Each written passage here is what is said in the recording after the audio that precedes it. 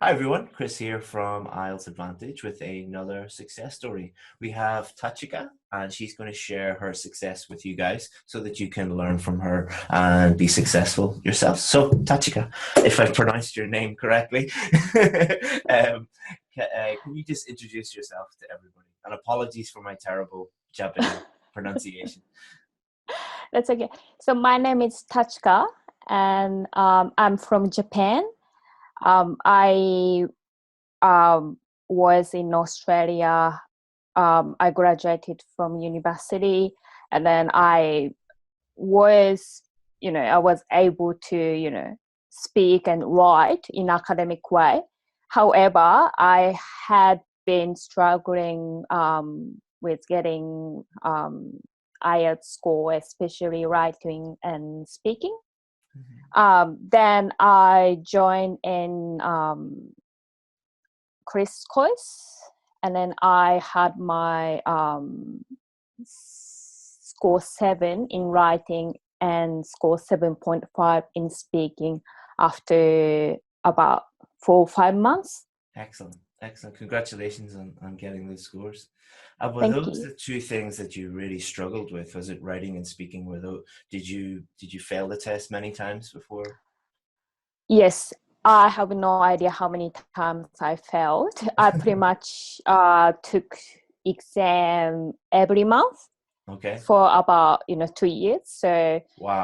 you Wow. Okay. can That's a lot sum of up. But yeah, I okay. spent so much money, and then I spent so much time on it. Wow. So you've got a lot of experience to share with everybody. So that's good. Yes. All right.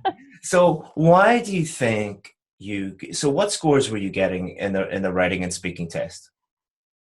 I was getting 6, Hmm.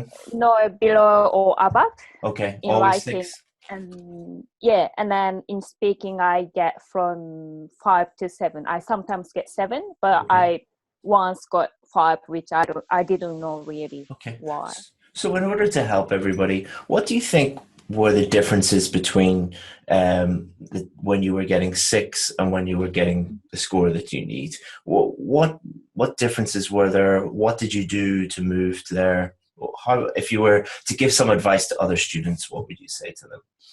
Okay, so advice is just join Chris course and watch, Chris module, because his course is great because he organizes, modules, and Hmm. then his strict rule is number one is just follow from Hmm. 1 to 12, which Hmm. helped me Hmm. because I would not, if you didn't say that, I did not follow that because I would think, oh, I already knew this. Hmm. But the simple things, especially essay writing, I didn't know so many about different types of Hmm. essays. So it helped me a lot. And then it made me so much clearer when Hmm. I see the question. Hmm. And then I knew exactly what format I need to follow because you already explained to us. So Hmm. that's what, I didn't have to look for any other, resources because it's already there. That Hmm. was, I think, the big, you know, progress for me. I mean, it was really good help. And we only can help a very small number of students, and there's going to be thousands of people watching this. So if you were to someone, let's say someone who couldn't join my course, and you just wanted to give them some free advice, what free advice would you give them? Well, it's for someone who couldn't join your course. Yeah, let's say just general free advice would you give them?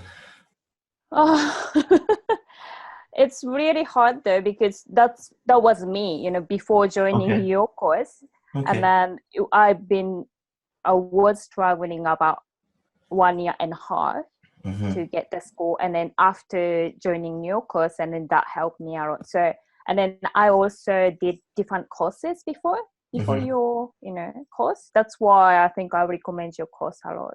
What was the difference between our course and all the other ones? The first course I joined, it was online course. It was an Hmm. online course. Let's not say the names of them, but just in Yeah, case. that's fine. Yeah.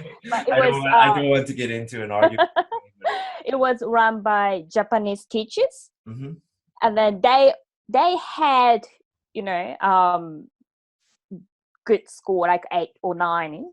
So they know what they're doing, but Mhm. their style of teaching wasn't good because they actually let us think in Japanese. Mhm. That was a problem because, as you say in your course, you said that don't translate from own No. language to English, because that was the big mistake. And Mhm. then I didn't have to join in a course because I already could speak English fine, Mhm. and I was thinking in English, so Mhm. it made me really confused. Mhm. Anyway, so that was the first fail. Mhm. And then after that I joined face to face private tutor Mhm. in Brisbane, Mhm. and she was great, but she wasn't really focused on IELTS. Mhm. So I think she was great English teacher, but she wasn't particularly talking about how to get the score in IELTS. Mhm.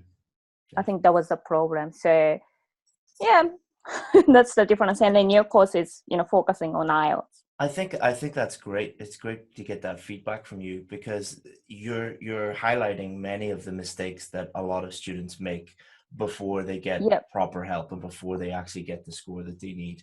Because you just I noted down just a few things. One of the things that you were saying really helped you was I told you to just start at module one and complete everything. Yep. one of the one of the big mistakes that students make is they try and just pick little parts of the test. So Yep. they just want a few tips, a few tricks, and then they fail the test over and over and over again. And it's not until they feel that pain of failing and losing that money that they're like, okay, now we have to Yep. actually do it properly. And for Yep. so many of our students, they never get the score they need until they actually change their mindset of like, okay, That's this is actually a really very true. Yeah. this is actually a very difficult test, and tips are not going to help me. I have to do it 100% and dedicate myself, and also think longer term because Yeah, you that's know true. today's Saturday, today's the day of the test. Just checking my emails, we got lots of emails last night from people saying my test is tomorrow. Can you help me? It's like no, it's You sorry, can't. no, good luck, and like best of luck, but no, we can't help you. The other thing that you were saying was there were many different things that you were looking at, and that's another big problem for students, that they look at so many different teachers, websites, I know. books, and I always say that your writing especially is a reflection of your thinking. So if you're Yep. going into the test with 14 different ways to write a main body paragraph, your writing is going to be very confusing because your thinking is confusing. Yes. So Yes. as I said before, I can only work with a very small number of students. Even if Yep. a person watching this is not going to follow me, follow one person. Find one person that you Yep. trust and then follow that person. I think that's what I got. Would you agree with that? Yes. However, it's really hard to know Yeah, who yeah. the particular person is, because I didn't know. Hmm. And then I only recommend you because I got the result Hmm. the shortest way, Hmm. Hmm. from my experience. Well, you said a Yeah. few other things, so let's talk about that for a second to see, help other students find someone. So one of the things that you said was you had a native Japanese speaker, a Japanese teacher. Uh, I see this a lot. Like I used to live in Vietnam. I've traveled to many different countries, and my students are from many different countries as well. One thing that I've noticed is many students who get high IELTS scores, so my 8.5, 9, the next day they open up an IELTS school. So Yeah. big difference between getting a band 8 or a band 9 in the IELTS test and being an IELTS teacher. You know, Mhm. um, teaching is a profession. It takes a long time to understand how to actually teach people. It's one of the reasons why the best football coaches, basketball coaches are all people who never actually were good football players or good basketball players. All of the star basketball players or football players or cricketers very rarely become good coaches. So just because you're good at something doesn't mean you'll be a good teacher. Some No, people not at all. some people, I'm not bashing everybody, like some people Yep. get a high IELTS score and they, maybe they're naturally good teachers or they go and do a teaching course or something like that. But be very careful Yep. with somebody who says, I got a high IELTS score, so I'll be able to teach you. They're not Yeah, really teachers, so be careful with that's that. true. The That's other true. thing is learning it in your native language. So you mentioned that you got confused between Japanese and if you're learning in your home country and everybody is speaking your native language, that is Yep. a total waste of time. It Um, is. like a complete waste of time. You have to operate in English and get used to thinking in English because Yes. the part of your brain that deals with translation is completely different from the part of your brain that deals with actually producing the language. And there are many different Oh, like like languages like Japanese, Vietnamese, Hindi, Chinese. They're completely different from English. So when you're yep. translating into English, your grammar is wrong, your vocabulary is wrong a lot of the time. So that was great that you said that. And the other thing, and the last point that you made about the one-on-one teacher, like you said that she was great, and there are so many great English teachers out there, Yep. but IELTS is a specialism.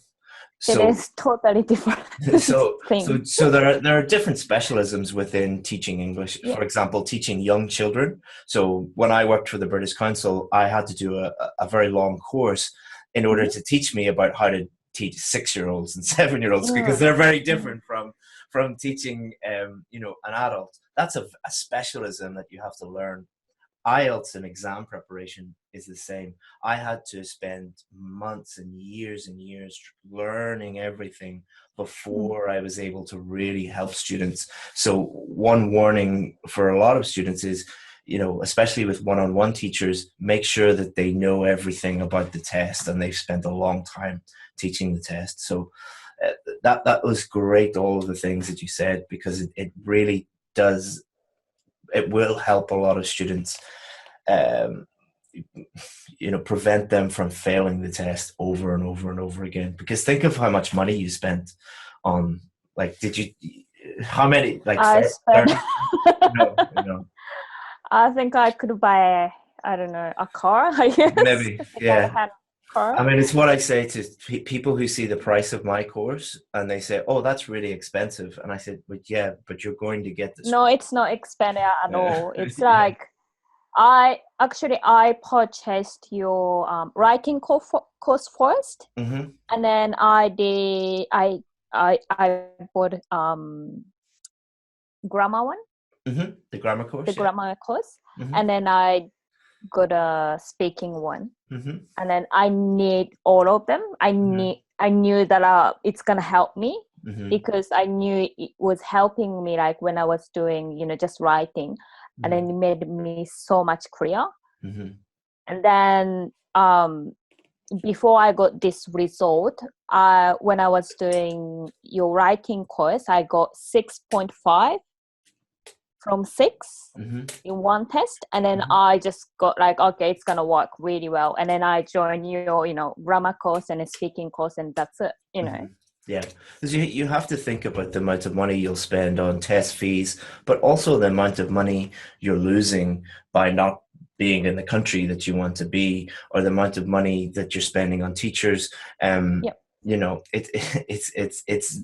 I know that for some people they just do not have that money, but if you think longer term, it's better to spend a little bit extra on a teacher. And I'm not saying it has to be me, but you shouldn't buy things by price. Like would you um if you were looking for a house, would you just look for the cheapest house you could find?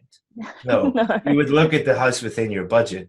Same with a car. You wouldn't go and buy the cheapest car that you can find because it would break down and cost you more Yep. money. That you would buy the car that you think is best for you.